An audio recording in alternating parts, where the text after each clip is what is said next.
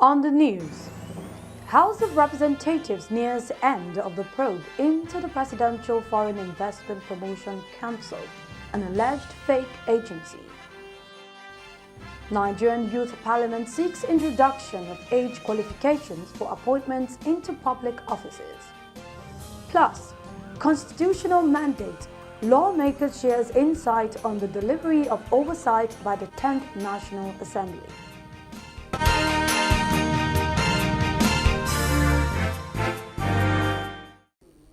A good evening to you viewers. Welcome to Parliamentary News on NTA. I'm Deborah Olumayewa. Now the news in detail. The House of Representatives is nearing the end of its probe into the Presidential Foreign Investment Promotion Council, PFIPC, an agency the federal government says does not legally exist. At continuation of hearing, the Nigerian police told lawmakers it needs a court order to produce the man presenting himself as the agency's Director General, Aderemi Matthew, who is in detention over alleged forgery. National Assembly correspondent Mitaire Ikwen reports. Following the ad hoc committee's discovery of more than 19 documents allegedly forged to give the PFIPC establishment status, a budget code, and recruitment waiver, lawmakers asked the police to produce the detained Director General for questioning. Representatives of the Nigeria Police, however, told lawmakers that the PFIPC Director General cannot be released from detention without a court order. Is at present, that is the suspect, being held in custody based on a subsisting warrant for him to be detained. The Honorable Committee Chairman, as well as the committee members, could seek or avail us a reproduction warrant, sir, for us to be able to produce him. The committee has respected the judicial process based on the documentary evidence obtained during the investigation and engagement with the relevant government institution. The committee has uncovered what appears to be extensive act of document forgery and will do further confirmation in-house. Head of the Civil Service of the Federation, Didi Walsin Jack, testified that government officials were misled by forged documents from the agency. My office received the letter of appointment and the Establishment Act. And based on those documents and also based on the interaction with the representatives of the PEAC and PFICP, they went on to issue the authorized establishment and later the recruitment waiver. We now, having seen all the facts and observed all the documents, concede that we ought to have carried out more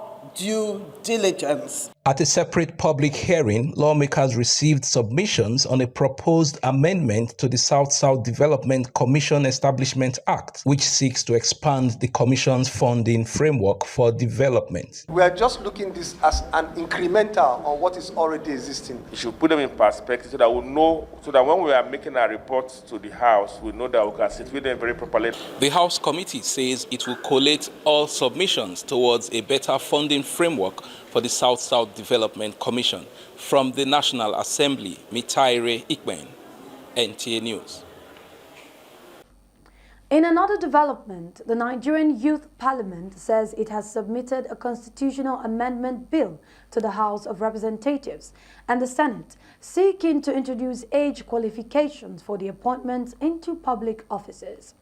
This was made known during the 2026 commemoration of the International Day of Parliamentarism, themed Bring Human Rights into Focus.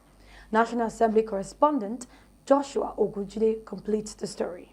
The National Day of Parliamentarism provides an opportunity to examine the role of Parliament in representation, accountability, and development. The Nigerian Youth Parliament says the body introduced the annual commemoration in 2025 to strengthen engagement between young people and members of the National Assembly. The Parliament says it has submitted a constitutional amendment bill to the National Assembly seeking age qualifications for appointments into youth development positions in public service. The proposed amendment seeks to introduce age qualifications for appointment into youth-related public offices, including commissioners of youth, special advisor on youth, and other strategic youth development positions. We can no longer continue to entrust youth development exclusively to individuals who are far removed from the demographic they are appointed to serve.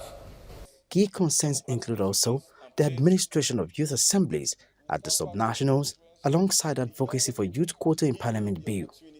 Pursue excellence in your choosing professions. Embrace entrepreneurship and create opportunities not only for yourselves, but also for others. One of the conversations we're having is how to legislate the youth parliament in our state, because it is not just for the Ministry of Youth and Sport to create a department or create anything to say it depicts that, give them an office to come and preside. Let's legislate them. They should have a budget. The bill to promote youth representation in Parliament, which seeks for 30% quota representation for young people under 35, inclusive of young women and people with disability, has currently passed the first reading, and we are looking out for younger people like you. It also announced that the Nigerian Youth Development Leadership Conference will be held in November 2026.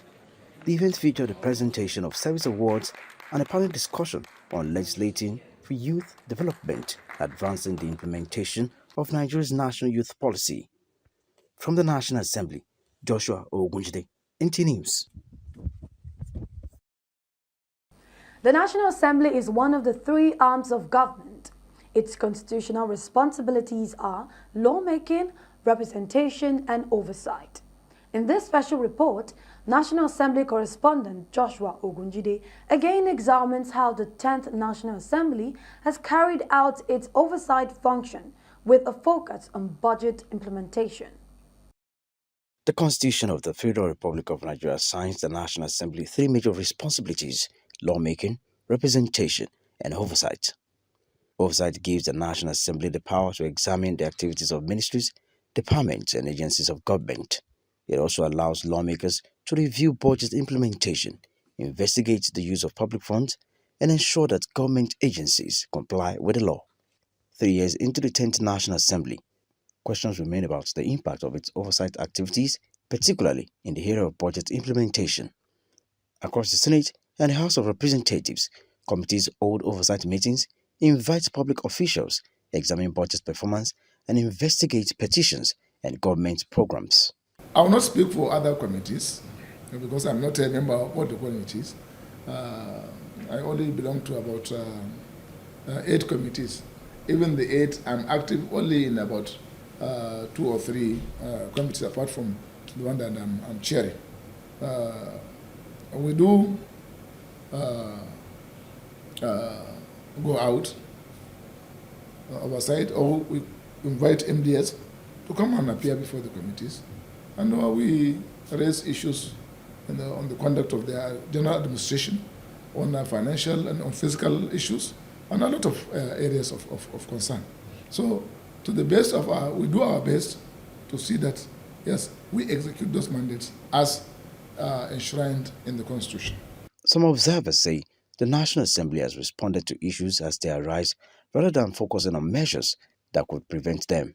Others argue that oversight is affected by factors such as executive-legislative relations, party interest, and challenges associated with budget implementation and project execution. One of the biggest problems we have had since 1999 has been the implementation of our budget.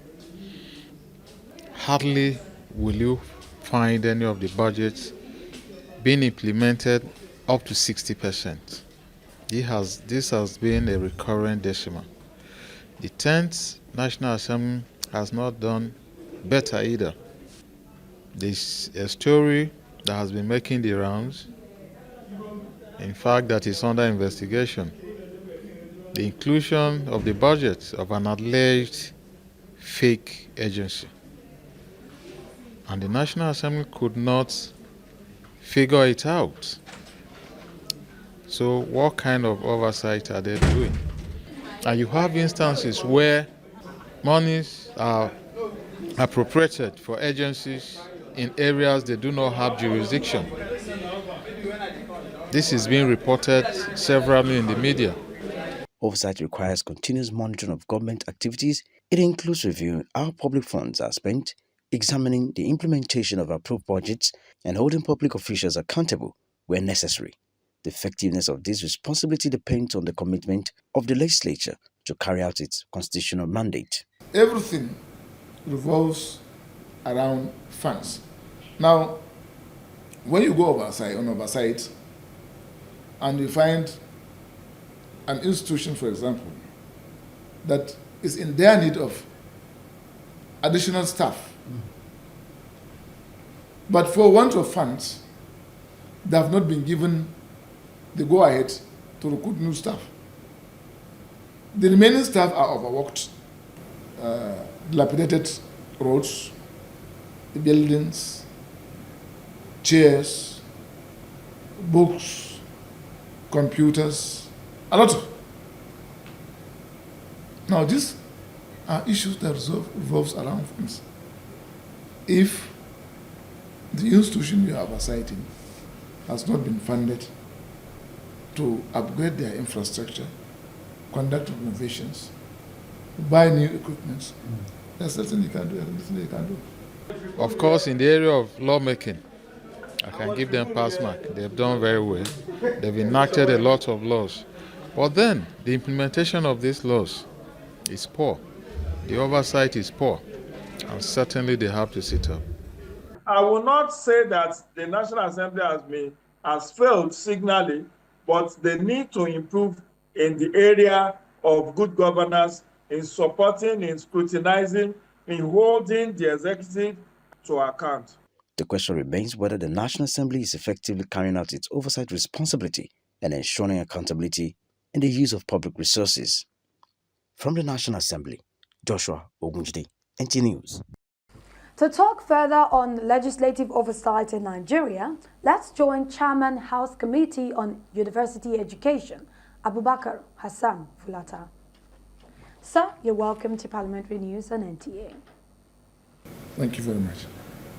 Legislative oversight is the constitutional power vested in the National Assembly to monitor, investigate and check the activities of the executive arm of government, as well as ministries, departments and agencies of government.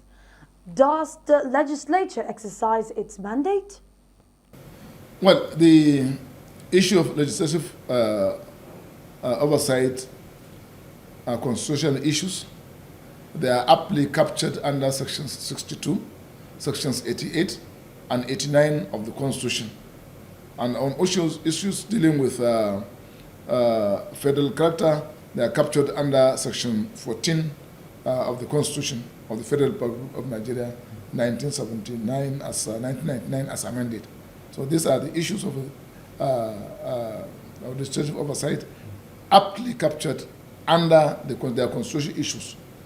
Now, the Constitution of the Federal Republic of Nigeria, as amended, recognizes three arms of government: the executive, legislature. First of all, under Part 5 of the Constitution, legislature comes first, followed by the executive, then followed by judiciary. So these functions, as I said earlier, are captured under the extant provisions of Sections 62, Sections 88, 89 of the Constitution. The Constitution mandates the National Assembly to oversight all arms of government, the remaining two arms of government, the judiciary and the executive. Annually, Mr. President, the President of the Federal Republic of Nigeria addresses a joint session of the National Assembly where he presents the annual budgetary estimates of the entire Federation. After the President might have addressed a joint session. He goes back, then all MDS, all heads of ministries and extra-ministerial departments are invited individually to come and defend the budgetary estimates as presented by Mr. President. The House of Representatives and the Senate, either separately or in a joint committee sittings, scrutinize those budgets and then finally approve those budgetary estimates and then pass whatever that is agreed upon to Mr. President for assent. After Mr. President might have assented to the budgetary estimates, now committees of the House and Senate will now embark on oversight visits to MDS, to ministries, to ascertain the extent to which those budgetary provisions have been implemented. How would you rate the performance of this constitutional mandate? As far as we are concerned, as I said, we've given ourselves a very big pass mark. However, we are challenged in one area where you go on oversight and then confront a situation where the agency, the MDA you are oversighting has not been funded. In that case, you are faced with a very serious challenge. How do you conduct oversight of projects that have not been funded? It is not the responsibility, it's not the fault of those agencies. If a budget has not been implemented, there is nothing you can do.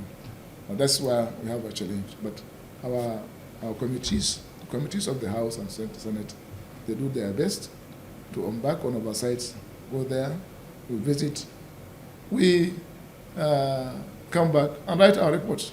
Despite its strong constitutional mandate, the legislative arm of government still faces severe operational and systematic challenges. What is the way forward? The best way out is for the government to fund the budget, especially the capital. As far as the current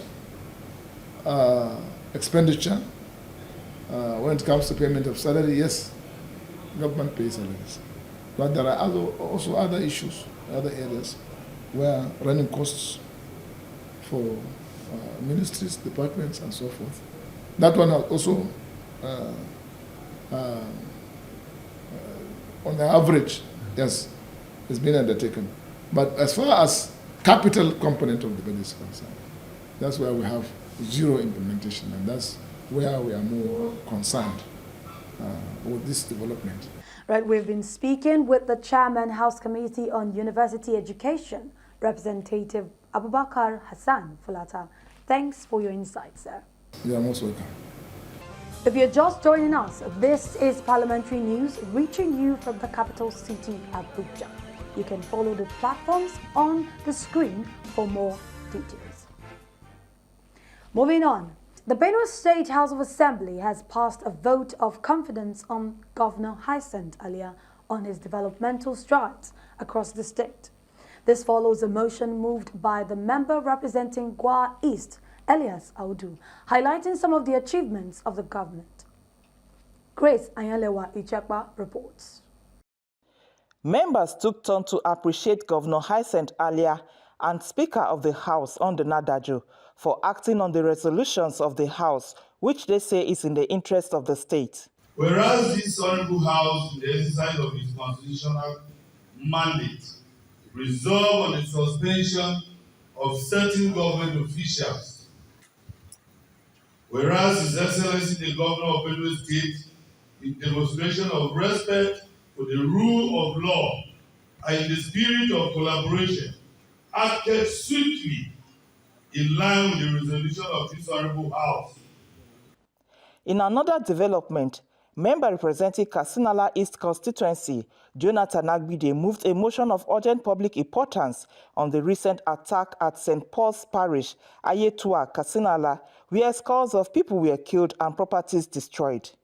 The unprovoked attack by the assailant has resulted to the shutting down of all pastoral activities in 26 churches in the community and left the people displaced and living in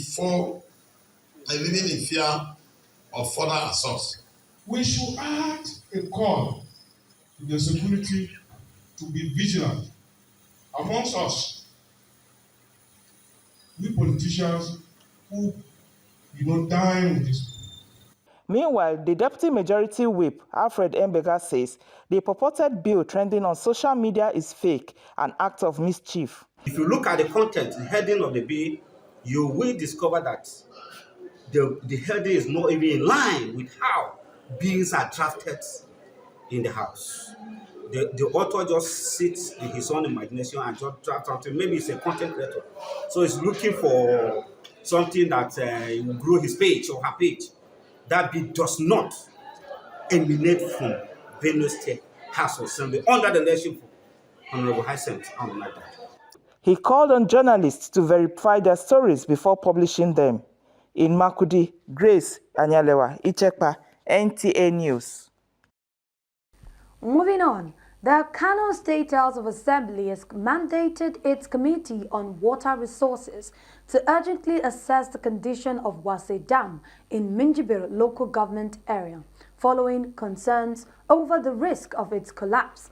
The resolution followed a joint motion sponsored by lawmakers representing Minjibir, Ngogo and Gazawa constituencies. Samira Hamisu reports that the House also passed the Kano State House of Assembly Service Commission Amendment Bill 2026. Presenting the joint motion, Representative Abdullahi Yahya of Gizawa said the dam, which was constructed decades ago, has not been dredged for a long time. He further explained that part of the dam has been eroded, posing serious environmental risk to the host communities. Following the deliberation, the House directed its Committee on Environment to immediately visit the dam, conduct an assessment, and submit its findings for further legislative action. Further development, the Kano State Private and Voluntary Institutions Amendment Bill 2026 has passed its second reading.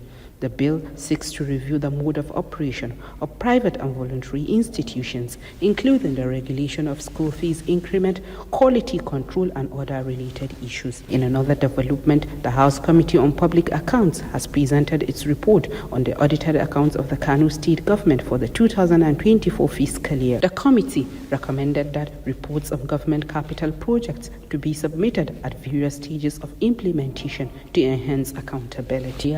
Representative Musa Ali of Takai constituency moved a motion calling for the construction of a drainage system from Kachako to Masallachin Idi and Tsohuwar Kasuwa, Ploti by Kintiti, which was adopted. From the Kano State House of Assembly, Samira Hamisu, NTA News. Excellence is indeed a standard, while education is the passport to the future. For tomorrow belongs to those who prepare for it today. This exactly was what played out at a landmark 2026 graduating speech and prize-giving ceremony of the Nigerian Canadian College, JABI, Abuja, marking the 10th year anniversary of the school. Joshua Ogunjide was at the glamorous occasion and now files the report. Opening the occasion with kids reflecting on the lives of past heroes, the colorful event further featured presentation of spoken words, choreography, cutting of cake, ballet, playlist, and many more. That is what he said yesterday and the day before yesterday. Come on, go and get ready for school, naughty boy. You know what you are? Yes, I am Abamakoli. Yes. Abamakoli was great. Business has never once built a nation. Today, I choose courage. Not because I'm fearless, but because I choose to move forward despite having that fear. Today, the college has flourished, graduating young lives that have been shaped through scholarship and global partnership, ranging from grade 1 to 12. Our students have excelled in WAEC, NECO, SADS, and IELTS. And our alumni are making us proud in universities across Nigeria, Canada, the UK, and the US. We have celebrated wins in science and technology, art, debate, and sports. More importantly, We have raised young people who understand that true success is not about what you achieve for yourselves, but about that which you give back to others. Both academic and non-academic awards were also presented, as the founder of the college celebrated one of the outstanding teachers with a car gift alongside our support of 500,000 naira to launch a book written by the English teacher of the school titled Rich Mind, Rich Fellow. As we look into the future, we'll continue to dream big. We'll expand our opportunities through scholarship, strengthen global partnership, and create a space where innovation and leadership can flourish. But one thing would not always change. Nigerian Canadian College would always be a place where every child is loved. To our dear teachers, thank you for nourishing these children with patience and dedication. I wish to appeal to all parents to please be more active in the PTA, especially in attending meetings, as that is the only avenue to interact between the teachers, parents, and the school management to discuss matters of learning and welfare of our children. 10 years ago, the establishment set out with a vision to blend the best of Nigerian values with Canadian educational standards in a bid to raise students who are academically sound, morally upright, and globally competitive. In Abuja, Joshua Ogunjide, NTA News. That report brings our bulletin for this evening to a close. For more updates, kindly follow NTA Parliament on the platform scrolling on your screen. Many thanks for watching. Once again, I'm Deborah Olumayowa. Bye for now.